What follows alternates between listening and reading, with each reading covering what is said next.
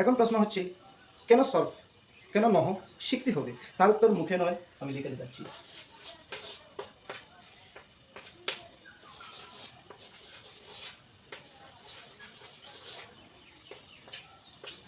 এখানে আমি লিখেছি দরাবা মুসা ঈসা। এখন বলেন, এখানে মুসা ঈসাকে মেরেছে নাকি ঈসা মুসাকে মেরেছে? কারণ এখানে এরাব যেটা আছে দুটার মধ্যে লফজান নেই। আপনি কিভাবে বলবেন? যদি আপনি সরফ নাও জানেন তাহলে ঝট করে বলবেন ইজান তাফাল এরাবু ফি মা লফজান। যখন ফাইল এবং মাফুলের মধ্যে এরাব লফজি থাকবে না, তখন ফাইল মুকদ্দম হবে। ফাইলকে মুকদ্দম করা ওয়াজিব। ঝট করে আপনি কায়দার দিকে লক্ষ্য রেখে আপনি বলবেন এখানে মুসা ঈসাকে মেরেছে। সুতরাং আমরা বুঝতে পারলাম সরফ এবং নহ যদি আমরা জানি, তখন আমরা কি করতে পারবো?